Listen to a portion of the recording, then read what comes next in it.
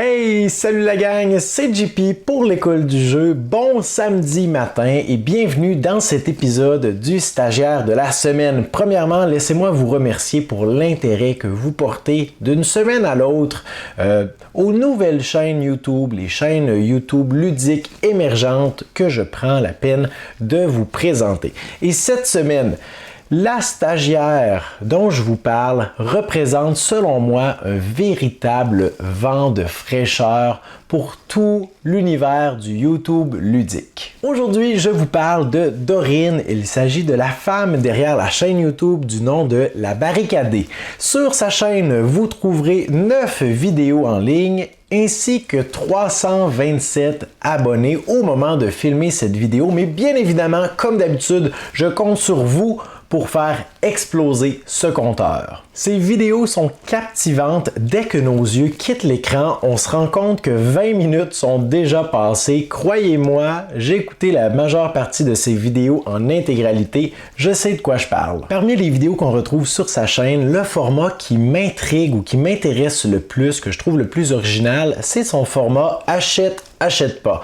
Vidéo dans laquelle elle va vous présenter un jeu et va se baser sur différents critères pour vous le présenter et vous aider à déterminer s'il s'agit d'un jeu qui vaudrait peut-être la peine pour vous que vous l'achetiez ou que vous passiez tout simplement au prochain numéro. Alors entre autres, elle a des critères comme la taille de la boîte, les mécanismes de jeu, l'ambiance, la thématique et la rejouabilité de ce dernier. Bien évidemment, vous vous doutez qu'avec seulement 9 vidéos en ligne, je n'ai qu'un seul souhait, c'est de voir dans les prochaines semaines, les prochains jours même, d'autres vidéos apparaître parce que je suis insatiable. Sans plus attendre, je laisse la parole à Dorine. Écoutons ce qu'elle a préparé pour nous aujourd'hui.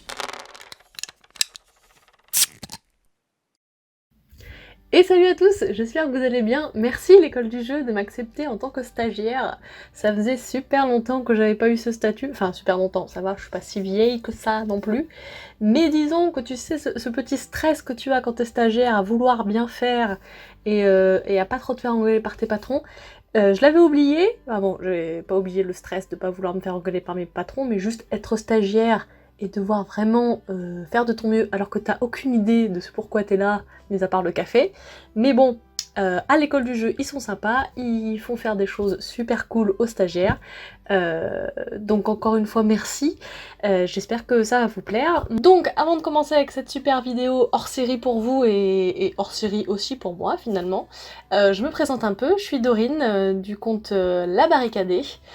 J'ai un compte Instagram et une chaîne YouTube. Je fais aussi partie du podcast ludique La Parole Ludique, si jamais vous voulez écouter. Et notamment, je parle de, ça ne va pas vous surprendre, des jeux de société. Et qu'est-ce que je fais parmi tout ça? Quel est le petit bonhomme de chemin que j'essaye de me frayer? Tout simplement, j'essaye de faire des choses qu'on ne voit pas ailleurs. C'est très précis comme truc. Non, voilà, moi je parle pas trop des règles de jeux de société, mis à part un petit peu les règles solo des jeux de société, parce que je trouve qu'il n'y a pas assez de contenu sur les jeux solo, donc voilà, vous allez pouvoir le voir un peu après. Et je donne des petites infos sur certains jeux, ça peut être la taille des boîtes, enfin ça peut être, c'est tout le temps, cette info-là je la donne à chaque fois, la taille de la boîte et la taille que ça prend en termes de surface de jeu, puisque bon, quand on a une petite surface pour jouer et qu'on se retrouve avec un plateau plus grand que son appartement, c'est toujours problématique. Et sinon, dans mes petites vidéos, je donne quelques caractéristiques des jeux pour vous aider à les acheter ou non, à savoir s'ils sont faits pour vous ou pas. Donc voilà, pour aujourd'hui, on va pas faire ça, parce que vous pourrez voir un peu ce que je fais sur ma chaîne si ça vous chante. Promis, je ne chante pas. Et qu'est-ce que je voulais dire?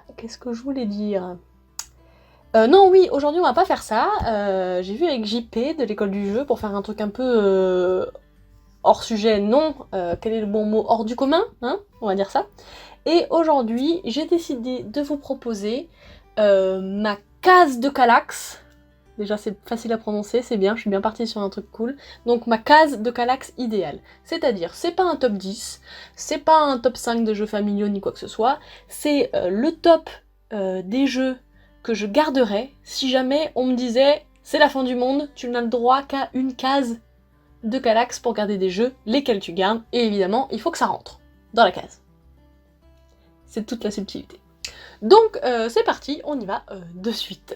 La case en question, je l'ai préparée, hein, j'ai pas triché, elle est là. Vous voyez, c'est celle-ci. Donc je vais prendre les jeux un par un, en parler très rapidement parce que vous n'avez peut-être pas que ça à faire. Voilà, on va essayer de faire ça rapidos. J'ai essayé de prendre un peu de tout, vous allez voir, pour que ce soit varié, pour que ce soit une case Kallax que je puisse utiliser dans le temps. Tu vois, si c'est la seule que j'ai le droit de garder de toute ma life, il faut qu'elle puisse s'adapter aux circonstances. Donc on est parti avec le premier jeu que j'attrape. Et le premier jeu, c'est donc Hanabi. Hanabi, pourquoi je l'ai mise dans ma case de Kallax? Bah déjà, parce que ça rentrait à la fin, donc moi, s'il y a de la place, j'essaye de mettre des trucs en plus. Et donc Hanabi, pourquoi? Parce que c'est un petit jeu, donc facile à transporter et à emmener en vacances, ça c'est génial. Et c'est un petit jeu coopératif, et très sympathique. Donc dans Hanabi, vous ne voyez pas vos cartes, ce sont les autres qui voient vos cartes. Et ensemble, en se donnant des indices, etc., il faut réussir à reconstruire le feu d'artifice. Voilà, j'aime beaucoup ce petit côté coop et tactique qui fait qu'on ne voit pas ses propres cartes, qu'on voit que les cartes de l'adversaire. Ça c'est pas mal, moi j'aime bien regarder un peu chez les autres. Je suis jamais contente. De toute façon, je suis jamais contente de ce que j'ai moi, donc au moins j'estime que je peux enfin jouer avec les jeux des autres. Donc voilà, Hanabi dans ma case Kallax idéale, parce que c'est petit, pour être emmené en vacances, et c'est coop. En deuxième jeu, qu'est-ce qu'on a donc là? On a One Deck Dungeon. Pourquoi One Deck Dungeon? Parce que, encore une fois, c'est petit et ça rentrait, hein, les premiers jeux ça va être un peu ça.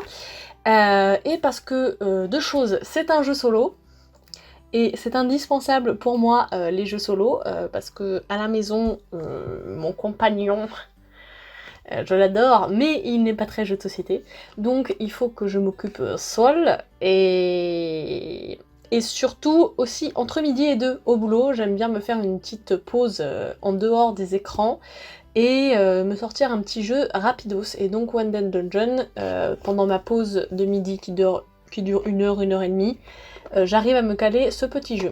De plus, pourquoi il rentre dans ma case de Kallax? Parce que je suis rentrée d'un week-end de déplacement professionnel, encore du travail, et il est tablette de train friendly, c'est-à-dire que en optimisant l'espace, bon, faut un peu optimiser quand même, on est tassé, c'est quand même pas très optimisé, mais il passe sur les tablettes des trains, alors je pense sur les tablettes d'avion aussi.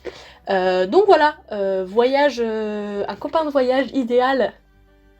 Voilà, surtout que j'ai eu l'habitude de voyager en solo aussi, ça aurait été sympa. Il pèse pas trop lourd. C'est très fiable comme information ça, il ne pèse pas trop lourd. Voilà le deuxième. Un autre jeu dans la Kallax, hop, il a été caché là-bas derrière, on le prend, on le sort. Et celui-là, il me tient particulièrement à cœur, c'est Climato. Climato, évidemment, on aura compris, ça parle de l'environnement. Et c'est pas peu dire qu'en ce moment, on en a besoin. Hein. La petite planète n'arrête pas de nous envoyer des signaux comme quoi il faut qu'on arrête de faire n'importe quoi. Voilà, mais... ne vous y trompez guère, mes chers, ce n'est pas qu'un jeu d'environnement chiant où on va vous faire la morale, hein. Ce n'est pas un jeu, ce n'est pas qu'un jeu, ce n'est pas un jeu où on va vous faire la morale. C'est vraiment un petit jeu stratégique où il faut développer votre ville sans tout faire exploser à cause du nucléaire. Voilà. On aurait pu y mettre un autre thème, que ça aurait marché aussi. C'est vraiment un vrai jeu de cartes, encore une fois très petit et compact. Voilà, c'est un jeu de gestion avec quand même donc le petit sujet qui me tient à cœur de l'écologie, les petites illus qui sont super mignonnes. Alors je vais vous les montrer, j'en profite. Donc à la base c'était une campagne de financement Ulule, il me semble, oui, c'était sur Ulule. Donc voilà, les petites illus, moi j'aime bien ça, voilà, ça c'est pas très bon. Voilà, c'est tout mignon, avec les petites chouettes. Et voilà, c'est un jeu éco-conçu, tout ça, on adore, c'est petit. Et comme j'ai quand même l'intention un jour de foutre mon neveu au jeu de société, bon là pour le moment il a 2 ans donc on va se calmer, mais quand il pourra jouer au jeu de société, la tata relou, la tata barrique, eh ben, elle sortira un peu les sujets d'actualité, hein, les sujets qui font mal, mais qui sont super importants. Parce que moi, j'aimerais bien que mon petit neveu, il ait une petite planète sympa. Donc, s'il vous plaît, ne jetez pas vos masques par terre, ne jetez pas vos mégots par terre, et coupez votre moteur. C'est génial. Un petit plus, et tout ira mieux pour tout le monde. Allez, on enchaîne. La suite. Qu'est-ce qu'on a ici? Alors, cartographeur. Cartographeur, pourquoi je l'ai pris? Puisqu'on arrivait à la fin de la case, et je me suis rendu compte que quand même, dans ce que j'avais mis, je n'avais aucun jeu de flip and write ou roll and write. Donc voilà qui est fait. Et parmi tous ceux que j'ai testés, c'est celui qui me plaît le plus. Donc cartographeur, c'est la hype du moment. Mais c'est tout à fait justifié. Vous avez une petite vidéo sur mon compte à ce sujet. Donc voilà, cartographeur, vous retournez des cartes, vous devez dessiner les formes de la carte, un peu à la Tetris, pour pouvoir l'emporter. Et il y a aussi une version solo, et évidemment, on n'oublie jamais l'essentiel. La suite de ça, Cosmopolite, et là on change un peu quand même d'univers. Cosmopolite, pourquoi Cosmopolite? Parce que l'innovation de la chose, donc Cosmopolite c'est un jeu encore une fois coopératif, où en fait l'une des personnes va avoir un casque, enfin des écouteurs dans les oreilles branchés à l'application. Alors moi les jeux avec l'application j'aime pas trop ça, mais là on va dire que c'est ok. Donc le jeu, on lance l'application, il y a tout un fond sonore de l'appli qui est assez sympatoche, qui te met bien dans l'ambiance de restaurant, en tout cas pour la personne qui a les écouteurs. Et donc la personne elle va aller à la table, et en fait vous avez plein de clients de pays différents, et les clients ils vous baragouinent des choses, comme on sait que les Français sont super bons en langues étrangères, ils vous baragouinent des choses, il faut que la personne les redicte à l'oral, une personne les prend à l'écrit, les dit aux cuistots, et les cuistots sur des cartes doivent essayer de trouver phonétiquement en fait quel est l'ingrédient et de quel pays. Donc voilà, ça c'est super sympa, un petit jeu d'ambiance coop, franchement des grosses parties de rigolade avec les interprétations et la phonétique des mots. Voilà, c'est super sympa. Une petite pointe de stress parce qu'il y a le chrono. Et surtout, je voulais vraiment le mettre en avant pour tout le travail de recherche qu'il y a derrière. Voilà, moi c'est vraiment un petit coup de cœur sympatoche.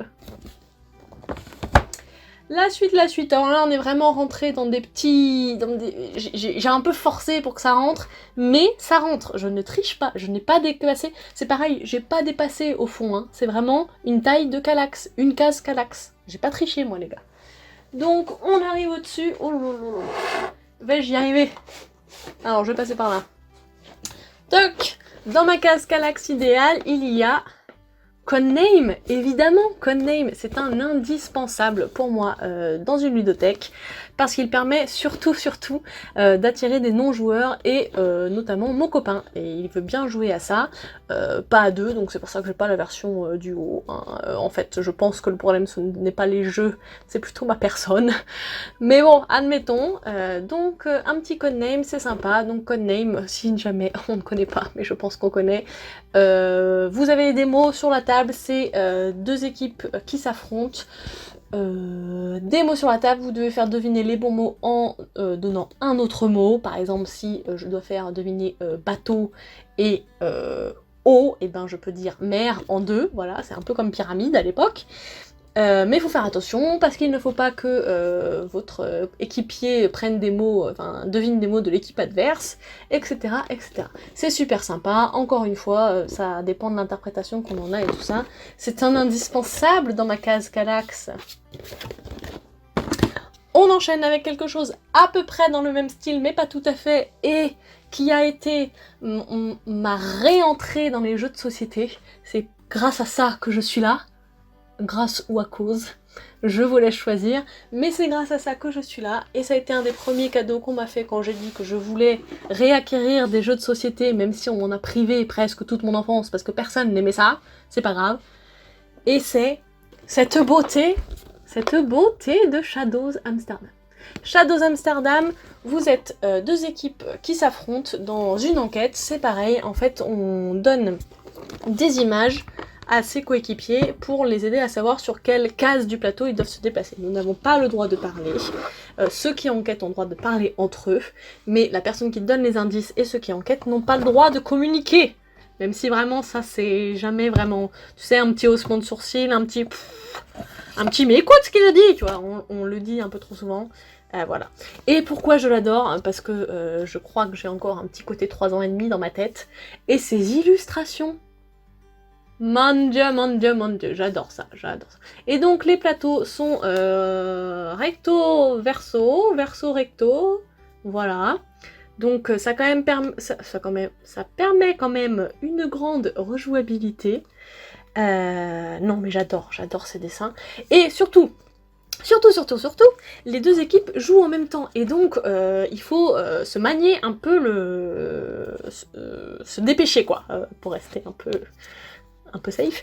Il faut se dépêcher quand même, si jamais on te donne un indice que tu vois pas du tout ce que ton gars il a voulu te dire, bouge quand même ton pion, parce que sinon les autres ils avancent, et en fait c'est la première équipe qui a trouvé 3 indices et qui a rejoint le client, donc a réussi en gros 4 déplacements comme il faut, sans se choper la police, ni quoi que ce soit. Donc c'est la première équipe qui a trouvé les indices, qui l'emporte. Donc on voit les autres avancer un peu plus vite que nous, et des fois ça se joue à rien, tu vois, des fois à une petite case près, on gagne ou on perd, et ça franchement c'est super. Le petit côté un peu stress de l'autre équipe qui avance alors que nous on n'avance pas, j'adore, c'est vraiment... mon best, je sais pas, parce que j'en ai quand même beaucoup que j'aime là dans cette case, mon best du best des jeux. Ce qui est dommage, c'est que la communication par l'image, ça ne plaît pas forcément à tout le monde, donc je peux pas le sortir avec tout le monde, mais alors celui-là, oulala, qu'est-ce que je l'aime. On continue quand même, vous n'avez pas que ça à faire de savoir à quel point je suis amoureuse de mes jeux, et donc vais-je réussir à le décoincer? Oui, bien sûr, je l'ai eu. Pas de trop grande surprise pour King Domino de Bruno Catala. Évidemment, il fait partie de ma case Kallax. C'est pour moi un des indispensables des jeux de société. Encore une fois, c'est surtout pour permettre aux gens d'accéder aux jeux de société et de redécouvrir les jeux de société modernes, notamment pour les gens qui sont un peu réticents et qui n'aiment pas ça. C'est super fastoche à expliquer, rapide à jouer, 15-20 minutes. Bon, c'est coloré, c'est facile, c'est beau, on adore, voilà. Et puis surtout, ça, avec des petites adaptations de règles, je pourrais jouer avec mon neveu d'ici quelques années. J'ai un peu hâte, je crois que ça se voit. Donc voilà, King Domino est dans ma case Kallax idéale de fin du monde.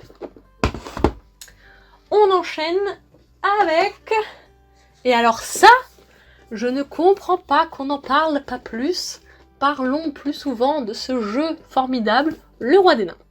Le Roi des Nains, donc, bon, le seul défaut c'est que c'est à partir de 3 joueurs, donc faut quand même avoir assez de gens. Le Roi des Nains, c'est en fait un jeu de plis, mais à chaque pli, il y a des nouvelles conditions de gain. Donc en fait, faut pas forcément remporter tous les plis pour gagner, il faut pas forcément remporter des plis pour gagner, etc., etc. J'adore. Et vraiment, c'est à chaque nouveau tour que la condition change, donc tout le monde a ses chances ou pas. Moi, je suis nulle, mais j'adore. Et ici, on aime bien les jeux de plis, et ça change, et je suis sûre que ça, typiquement, avec les grands-parents, ça peut être formidable à sortir. Moi, j'ai plus de grands-parents, mais... Enfin, si j'en ai encore une, mais elle jouera pas avec moi aux jeux de société, hein. Ça, c'est sûr. On enchaîne, on est bientôt à la fin de ma case Kallax idéale de fin du monde. On enchaîne avec Oriflamme dont j'ai aussi parlé dans une vidéo sur ma chaîne YouTube si vous voulez aller voir. Pourquoi Oriflamme? C'est ce mécanisme de dire on met des actions et suivant les cartes des autres, nos actions agissent ou pas, on les révèle ou pas, et surtout au fur et à mesure des tours, les actions précédentes elles restent et elles se répètent. J'adore. Comme je le dis dans ma vidéo précédente, Oriflamme c'est un jeu où il faut faire au moins 3 parties pour en comprendre l'envergure et la qualité de ce jeu.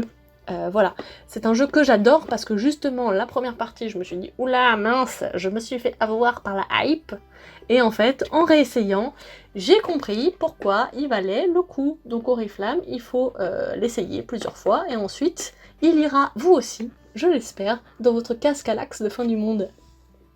Enfin, j'espère pas que c'est la fin du monde en vrai, hein, mais bon. Ouh là là, qu'il est petit, qu'il est mignon celui-ci. Il s'est glissé tout naturellement, le petit Punto, dans ma Cascalax idéale.